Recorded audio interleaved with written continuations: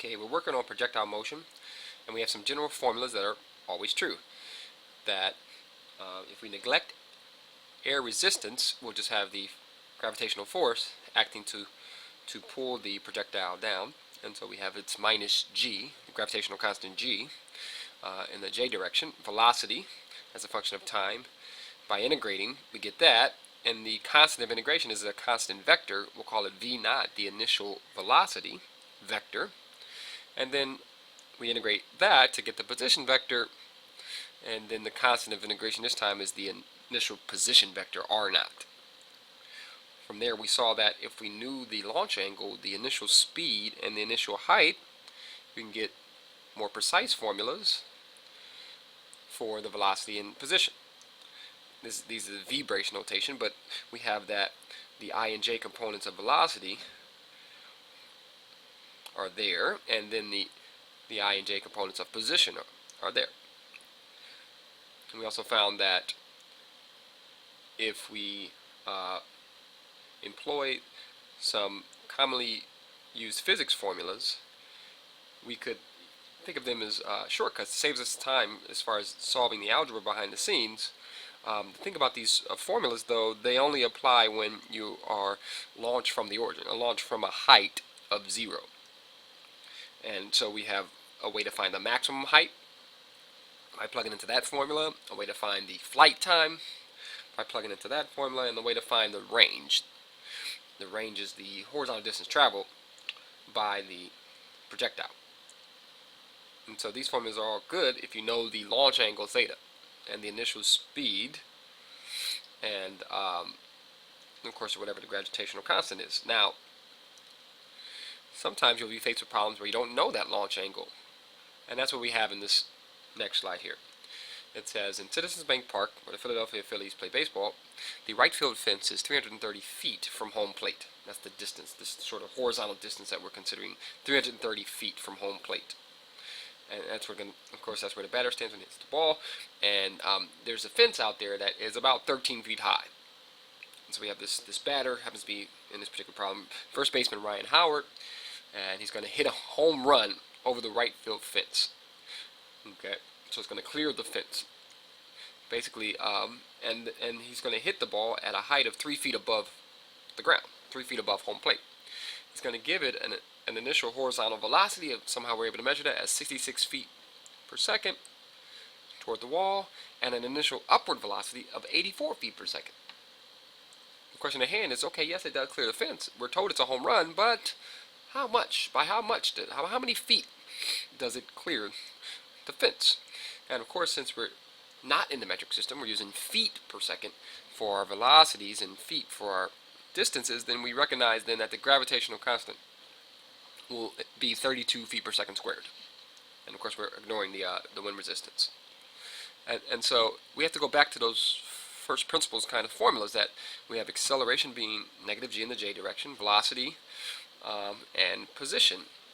And so we integrate to get those guys. Now, by them giving us this horizontal velocity and upward velocity, in disguise they're giving us the initial velocity vector as 66 and 84.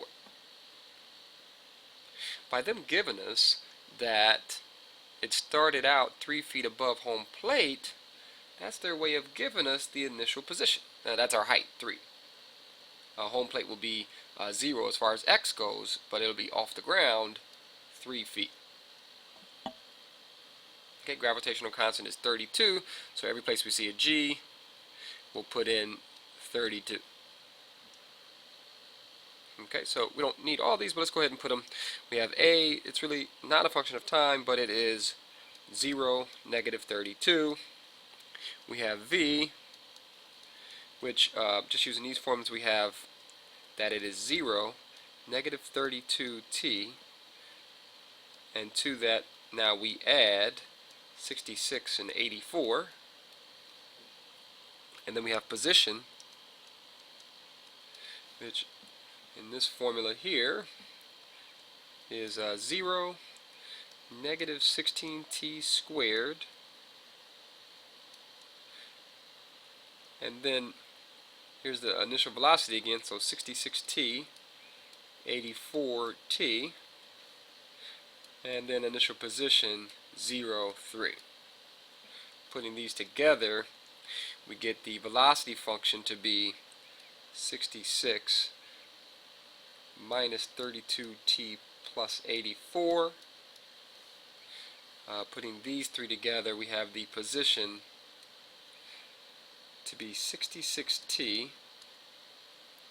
and then a quadratic minus 16t squared plus 84t plus 3. Okay, great. So that's r of t, position. Let's go ahead and box that off. And then we also have v of t, velocity.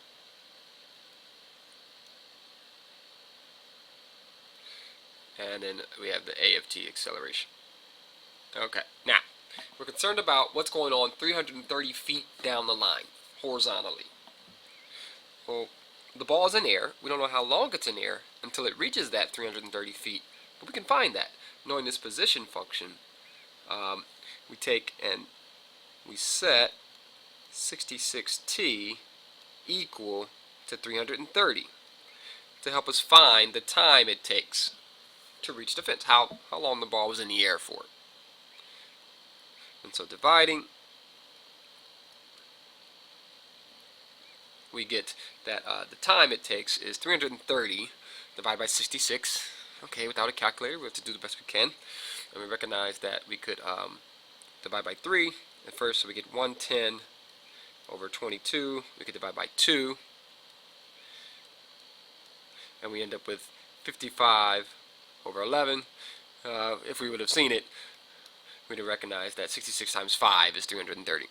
Alright, so it takes 5 seconds in the air for that ball to travel 330 horizontal feet.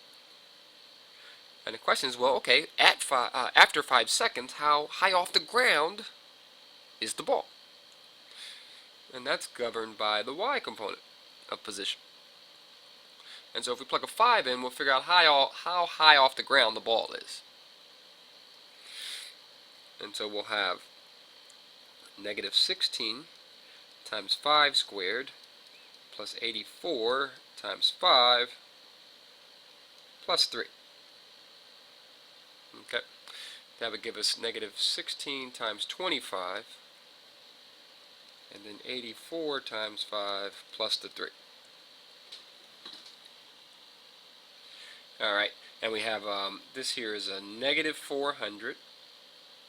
This turns out to be 420, and then we have a 3.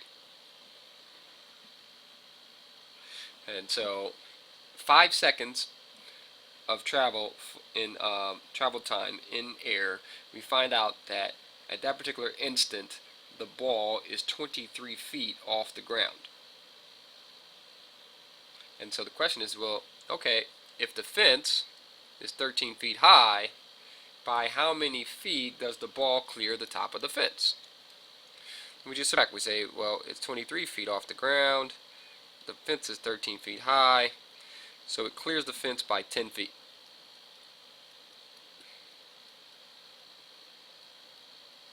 And that would be the answer to the question.